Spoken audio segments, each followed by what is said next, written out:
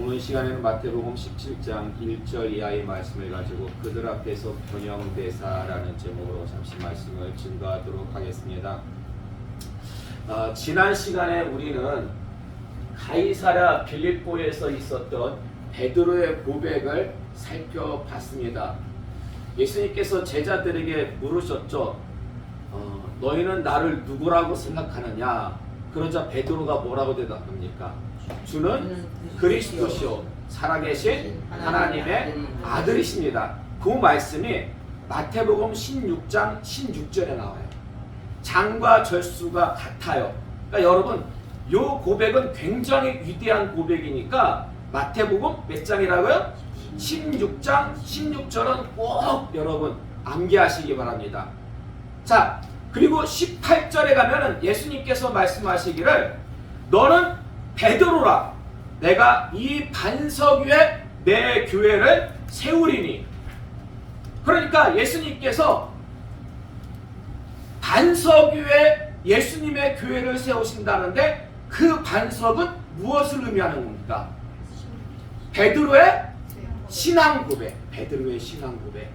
그래서 여러분 교회의 기초는 예수님과 더불어서 신앙 고백이에요. 교회의 기초는 그러니까 주님 오시는 그날까지 계속해서 교회는 세워져요. 교회가 세워질 때마다 그 교회의 기초는 무엇이 된다? 예수님과 모든 성도. 이건 베드로만의 신앙 고백이 아니에요. 모든 성도들의 그 신앙 고백 위에 바로 교회가 세워지는 것입니다. 자, 그리고 이제 오늘 이 시간에는 변화산 내용을 좀 살펴보고자 하는데요. 오늘 본문 1절 말씀 보세요. 오늘 본문 1절 말씀 보시면 예수님의 3대 제자가 나옵니다. 예수님의 3대 제자, 12명의 제자 중에서 특별히 예수님의 사역과 함께 많은 일들을 진행했던 3대 제자 베드로, 야고보, 요한 요 3명만을 데리시고 예수님이 어디에 오르셔요? 높은 산에 올랐대요. 근데 그 산 이름이 정확하게 나와 있지 않고 그냥 높은 산이래요. 자, 그러면 이 산이 어떤 산일까? 어떤 산일까? 학자들은요 두 산을 유력하게 봅니다. 둘 중에 하나일 것이다. 그게 뭐냐면 가이사랴 빌립보 바로 위에 있는 헐몬산, 그리고 저 갈릴리 밑에 있는 다볼산. 고대 교부들, 그러니까 초대교회 그 신학자들, 고대 교부들은 요 다볼산으로 봤어요. 예수님께서 변화하신 그 변화산을. 근데 요즘 들어서 요즘 학자들은 여기 있는 헐몬산으로 봅니다. 근데 왜 이렇게 차이가 날까? 왜 고대 교부들은 왜 다볼산에서 예수님이 변화하셨다라고 그렇게 보는 것일까? 고대 교부들이 그렇게 보는 이유는 크게 두 가지입니다. 첫 번째는 뭐냐면 이 헐몬산의 높이가 얼마예요? 2814m. 여러분 혹시 백두산의 높이가 얼마인지 아십니까? 2750. 예, 2750. 그래서 이 백두산보다 얼마나 더 높아요? 약 70m가 더 높아요. 70m가. 그러니까 엄청나게 높은 산이에요. 이 헐몬산이. 1년 내내 산 정상에 무엇이 있을까요? 눈이 쌓여 있어요. 1년 내내. 근데 성경을 보면 예수님이 제자들과 함께 그 산에 오르셔가지고 꼬박 세우셨거든요. 하룻밤을 지내셨어요. 그래서 고대 교부들은 야, 그렇게 추운데 거기서 어떻게 거기서 하룻밤을 지새울 수가 있겠냐. 그리고 또 한 가지 이유는 요 산에 계시다가 그 다음날 내려오셔요. 다음날 내려오시는데 그때 거기서 서기관들하고 많은 유대인들이 모여가지고 그 예수님의 제자들, 어떤 아버지가 그 간질병 귀신 들린 아들을 데려오거든요. 막 고쳐달라고 해가지고 못 고쳐요. 그래가지고 막 그 서기관들하고 이 예수님의 제자들하고 막 토론하는, 그게 바로 그 산 밑에서 있었거든요. 근데 교부들은 바라 이 내용을 볼 때 여기는 헐몬산 밑이 아니다라고 합니다. 왜 그럴까요? 왜? 여기가 어떤 지역이기 때문에? 이방 지역이기 때문에. 이방 지역인데 지금 말씀을 보니까 산 밑에서 내려왔을 때 많은 유대인들이 있었고 서기관들이 있었는데 여기는 이방 지역인데 이 사람들이 있을 이유가 없지 않냐, 그렇게 주장들을 한다는 것이죠. 그래서 여기 다볼산으로 봐요. 다볼산으로 보는데 요즘 학자들은 그렇게 안 보고 헐몬산으로 봅니다. 사실 예수님이 자주 가셨던 산이 있어요. 예수님이 자주 기도하러 가셨던 산, 예루살렘 근처에 있던 무슨 산이에요? 감람산. 예, 감람산. 예. 그 산 높이가 한 800m 정도 돼요. 감람산 높이가 800m. 자주 가셨던 산이. 예. 근데 그 산보다 다볼산은 어때요? 588m니까 낮죠. 그러니까 평소 가시던 산이 감람산인데 그 산보다 낮은 산을 높은 산이라고 말한다는 게 좀 그렇잖아요. 근데 헐몬산은 훨씬 높아요. 한 2000m가 더 높아요. 그러니까 높은 산이 이 산일 수가 있는 거고, 사실 예수님이 그 감람산에서도 이렇게 산 기슭에 동산이 하나 있어요. 그 동산이 여러분이 잘 알고 있는 겟세마네 동산. 그러니까 겟세마네 동산이 감람산의 한 언덕이에요.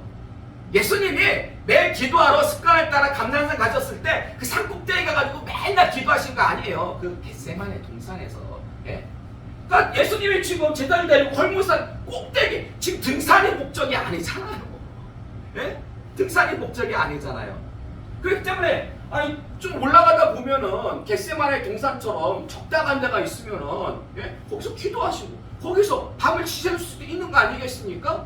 그리고 요 지역이요, 원래 이방 지역이에요. 예. 지금은 요 헐몬산이 레바논 원래 그쪽 지역인데 레바논하고 이스라엘 간에 이렇게 전쟁이 계속 소모적으로 있었잖아요. 북지전이. 그래서 지금은 이스라엘군이 거기에 주둔하고 있대요. 그래서 성지 순례 가면 갈 수도 있을지 정확히 모르겠는데, 예, 어쨌든 지금은 이스라엘 군이 거기를 주둔하고 있습니다.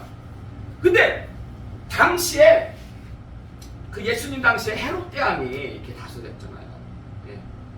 근데 요 헤롯 대왕 당시에, 헤롯 대왕 때부터 요 지역을 어떻게 보면 좀 유대 지역 안으로 집어넣었어요. 로마에서. 그래서 헤롯 대왕이 여기를 다스렸고, 그 헤롯 당의 뒤를 이어가지고 헤롯 빌립이라는 아들이 있어요. 그 헤롯 빌립이라는 아들이 이 지역을 해서 계속 다스렸어요. 이 지역을 계속 다스렸기 때문에 여기에 유대인들이 정착해서 살 가능성이 충분히 있었다라는 거죠. 살 가능성이 충분히 있었어요. 그리고 요 가이사랴 빌립보, 요 지역은 요 헐몬산의 주변 지역이에요. 기슭 지역이에요. 산이 높은 산이 있으면 이렇게 주변 지역이 있잖아요. 예.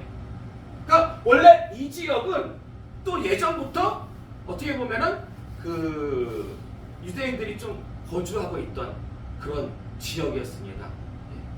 그렇기 때문에 여기에 유대인들이 이전부터 거주하고 있었다라고 그렇게 볼 수 있기 때문에,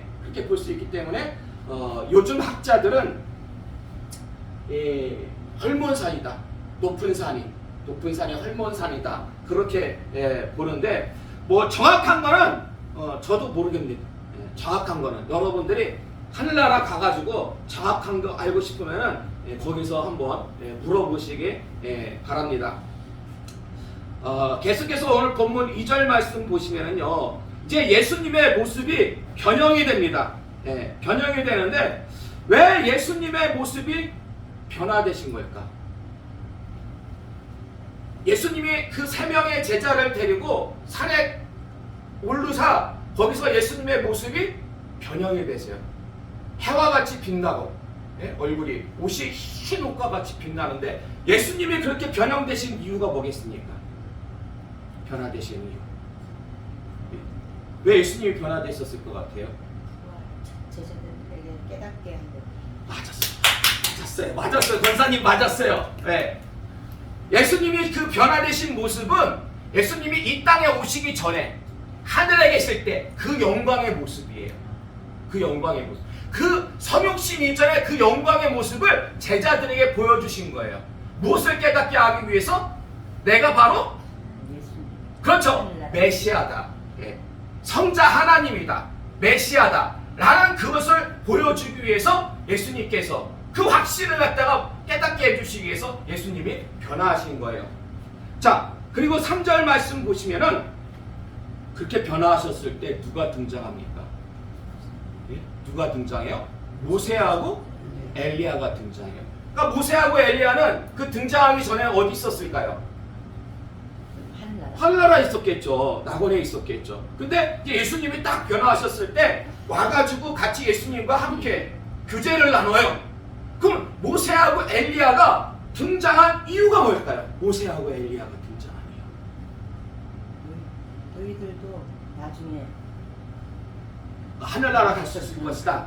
예. 그럼 뭐 굳이 모세와 엘리야가 아니라 다른 신앙의 선진들도 다른 사람들이 와도 그거는 충분히 보여줄 수 있는 거고 굳이 모세와 엘리야가 온 이유가 있습니다. 그 이유가 무엇일까요? 굳이. 자, 모세는요 무엇을 대표하는 사람이냐면 율법을 대표하는 사람이에요. 비유적으로 얘기할 때 모세는 율법을 대표하고 그럼 엘리야는 누구를 대표할까요? 선지자를 대표해요. 선지자. 근데 율법과 선지자 이거는 관용적인 표현이에요. 관용적인 이스라엘 유대인들의 관용적인 표현이에요. 율법과 선지자 이게 합쳐지면 무엇을 갖다가 의미해요?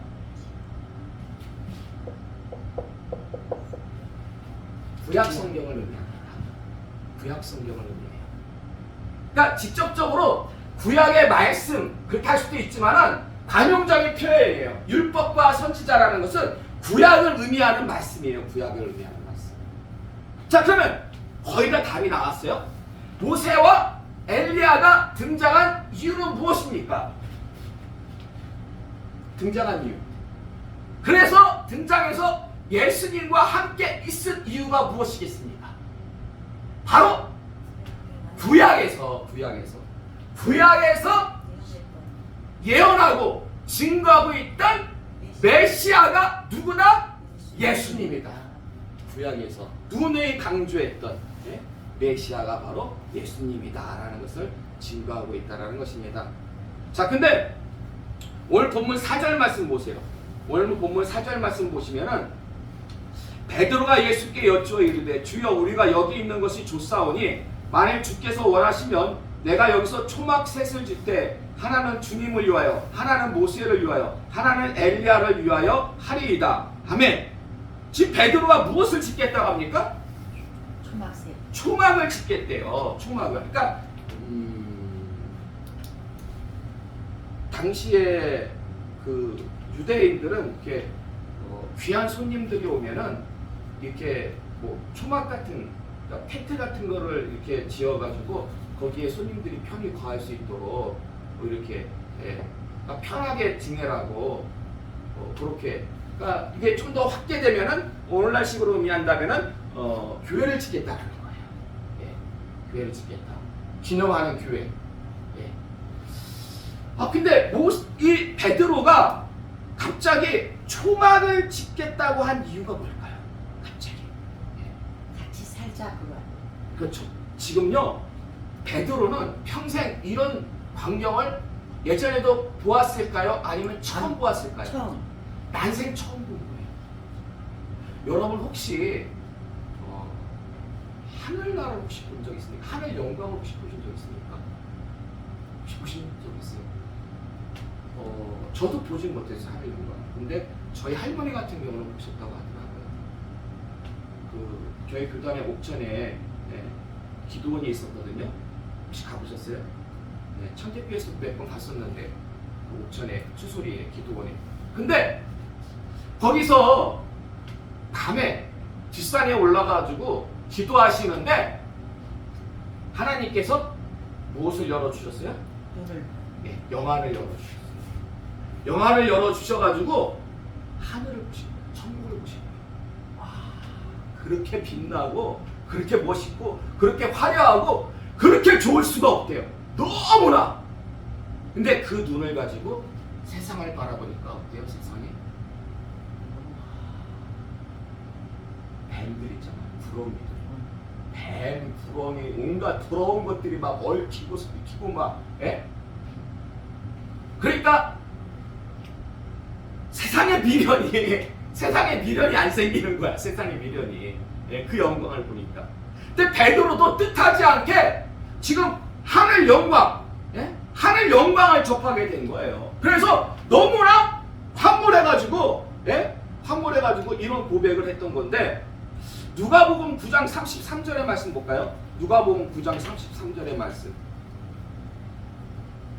함께 봉독하겠습니다. 주보 보세요. 예, 시작. 두 사람이 떠날 때 베드로가 예수께 여짜오되 주여 우리가 여기 있는 것이 좋사오니 우리가 초막셋을 질 때 하나는 주를 위하여 하나는 모세를 위하여 하나는 엘리야를 위하여 하사이다 하되 자기가 하는 말을 자기도 알지 못하더라. 아멘. 아멘. 자, 병행구절인 누가복음의 말씀을 보니까 초막셋을 짓자는 것은 똑같이 나와요. 마태복음하고. 근데 하반절의 말씀 보니까 거기 뭐라고 기록되어 있냐면 자기가 하는 말을 자기도 알지 못하더라.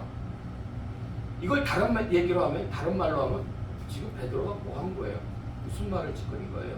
무의식 중에 네. 나도 모르게. 그러니까 좀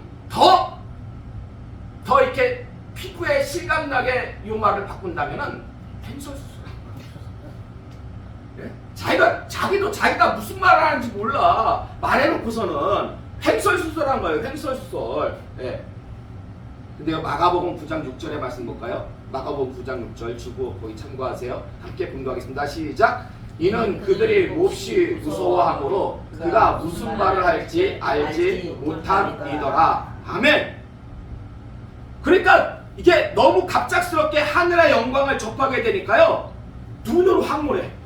와, 눈은 황홀하고 그냥 무의식적으로 횡설수설. 여기 있는 게 너무 좋아요. 초밥 찍겠어요. 초밥집 죽겠어요. 근데 그 마음은 어때요? 그 마음은 무엇에 사로잡혔다? 두려움에 사로잡혔어요. 여러분 이런 경험 해보신 적 있어요? 와, 눈은 너무 황홀해. 황홀한데, 예? 내가 무슨 말을 하는지 모르겠고, 근데 마음 한편은 또 두려워요. 뭔가 굉장히 좀 상반되죠. 황홀하면 기뻐해야 되잖아요. 근데 황홀한데 두려워. 왜 그런 걸까요? 왜? 죄인이라서 그래요. 죄인은요, 죄가 있기 때문에 하늘의 영광을 보면은 눈은 당연히 황홀하죠. 그렇지만은 그 죄로 인해 가지고 마음은 두려울 수밖에 없어요. 자, 그러면요, 보세요. 지금 베드로가 자기가 정말 무슨 말을 하는지도 모르고 그냥 초막셋을 여기다 짓는 게 좋겠습니다. 좋사오니 허락해 주세요. 자, 이 베드로의 그 고백은 이게 긍정적인 고백일까요? 아니면 부정적인 고백일까요? 어떤 것 같습니까? 여러분이 보실 때 이게 비록 베드로가 좀 횡설수설한 거지만은 이 베드로가 여기서 초막셋을 짓겠다고 한 것이 이게 좋은 의미 같습니까? 아니면 좀 이게 안 좋은 긍정적인 거야. 긍정적인. 여러분 어때요? 뭐 초막이 나중에 이게 뭐 약간 교회로도 예표가 되니까 이거 무조건 좋은 거 아니에요? 아니에요. 이건 부정적이에요. 안 좋은 의미예요. 안 좋은 의미. 여러분, 예수님이 이 땅에 오신 목적이 뭡니까? 예수님이 이 땅에 오신 목적이 뭐예요? 네? 구원하기 위해서 예수님이 먼저 하셔야 될 일이죠. 구원하시기 위해서, 우리 구원하시기 위해서 십자가에 달려 죽으셔야 돼요. 십자가에 달려 죽으셔야 돼요. 근데 지금 베드로의 소망은 뭐냐면은 한마디로 얘기해서 남진이야, 남진. 남진이 누구예요? 네? 남진이 누구예요? 지난주에 송대관이 네, 했어요. 가셨더라고요. 충청도 말로는 가시오. 예. 근데 그분도 교회 다니는 걸로 알고 있거든요. 남진도 교회 장로님이에요. 분당 세회등교회. 맞아요. 예. 근데 남진이 대표곡이 뭐예요? 저기 저 푸른 초원이 예? 그림 같은 집을 짓고 한평생 누구와 함께? 님과 함께. 님과 함께. 예. 근데 이게요, 제가 이걸 이렇게 비유해서 한 거지만은 그런 의미로 이해가 하시면 되는 거예요. 지금 예수님 여기가 너무 좋사오니 여기 그냥 집을 짓고, 예? 예수님과 더불어서 함께 영원토록 여기에 살고 싶습니다. 그 고백이에요. 지금 베드로의 고백이. 예. 그러나 주님은 거기서 베드로하고 함께, 예? 그렇게 즐길 시간이 없어요. 여유가 없어요. 왜요? 예수님 뭐 하셔야 돼요? 십자가를 지셔야 되잖아요. 십자가를 지셔야 되잖아요. 십자가. 인간적인 면에서는 볼 때 아유 주님과 함께 영원토록 여기서 살고 싶습니다. 좋아 보일 수도 있죠. 그러나 그것은 하나님이 원하시는 모습이 아니었다는 거지. 십자가 사역을 방해하는, 예? 부정적인 고백에. 근데 왜 이런 부정적인 고백을 할 수밖에 없었을까? 비록 행선수설이었지만. 성경 베드로가 조금 급하니까 베드로가 나오는 급하니까. 대로. 예, 아직 그의 믿음이 자라기. 계속 우리가, 예? 지금 요 지도를 그려놓은 것도, 예? 이게 마태복음 14장부터 17장까지 나오는 이게 예수님의 전도여행이에요. 전도여행. 사실 우리가 전도여행하면은 사도 바울의 전도여행만 우리가 알고 있어. 보통 많이 얘기를 해. 근데 사실 예수님도요, 공생의 기간 동안에 계속 여기저기 돌아다니면서 뭐 하셨어요? 복음을 증거하셨어요. 복음을. 예. 그래서 예수님의 전도여행이에요. 전도여행. 이렇게 예수님께서 복음을 증거하시다가, 예? 결국 예수님께서 주님 앞으로 하나님 앞에, 예? 가셔야 되는데, 우리가 이걸 살펴보는 이유도 지금 작은 믿음, 예? 마태복음에서 말씀하고 있는 작은 믿음을 살펴보고, 그리고 반대로 무엇을 갖기 위해서? 큰 믿음을 갖기 위해서. 큰 믿음을 갖기 위해서.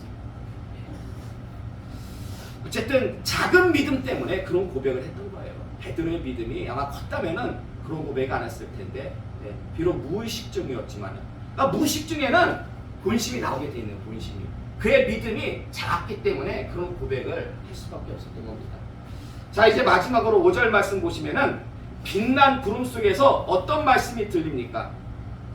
5절 말씀 우리 함께 봉독할까요? 시작. 말할 때 호련히 빛난 구름이 그들을 덮으며 구름 속에서 소리가 나서 이르시되 이는 내 사랑하는 아들이요 내 기뻐하는 자인 너희는 그의 말을 들으라 하시는지라. 아멘. 자, 누가 하신 말씀이에요? 누가? 하나님. 하나님이 누구에게 주신 말씀이에요? 제자들한테. 제자들에게 뭐라고 말씀하셔요? 이는 내 사랑하는 아들이요 내 기뻐하는 자니 너희는 그의 말을 들으라. 하나님이 지금 제자들은 어리 나갔어요. 어리. 그 하늘 영광을 보면서 어리 나갔는데, 예? 마음 한편으로는 두렵기도 하고. 그때 하나님이, 성부 하나님께서 예수님을 가르치시면서 이는 내 아들이니 내 기뻐하는 자니 너희는 그의 말을 들으라. 그런데요, 시편 2편 7절의 말씀 볼까요? 시편 2편 7절의 말씀, 거기 말씀 나와 있죠? 함께 공독하겠습니다. 시작. 내가 여호와의 명령을 전하노라. 여호와께서 내게 이르시되 너는 내 아들이라. 오늘 내가 너를 낳았도다. 아멘. 구약 성경을 보면은요, 구약 성경 곳곳에서 예수님에 대한 예언의 말씀들이 엄청 많이 나옵니다. 근데 지금 시편 2편 7절에도 지금 뭐라고 기록되어져 있냐면, 지금 하나님께서 말씀하시기를 너는 내 아들이다.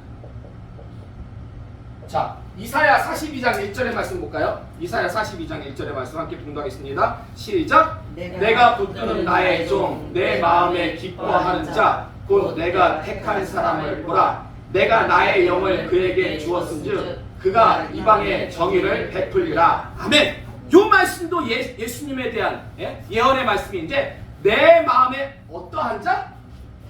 내 마음에 기뻐하는 자. 자, 신명기 18장 15절의 말씀 볼까요? 신명기 18장 15절의 말씀 함께 봉독하겠습니다. 시작.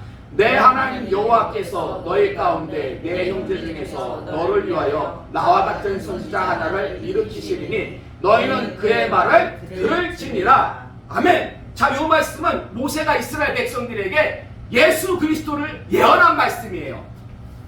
너희는 그의 말을 어찌하라? 들으라. 근데 여러분 보세요. 지금 구름 속에서, 그 빛나는 구름 속에서 하나님께서 그 제자들이 하신 말씀이 뭐였다고요? 이는 내 사랑하는 아들이요. 보세요. 시편의 말씀이죠. 이는 내 사랑하는 아들이요. 내 기뻐하는 자라. 너희는 그의 말을 들으라. 그러니까 지금 성부 하나님이 어떤 말씀을 인용해가지고 제자들에게 말씀하신 거예요? 구약의 말씀. 왜요?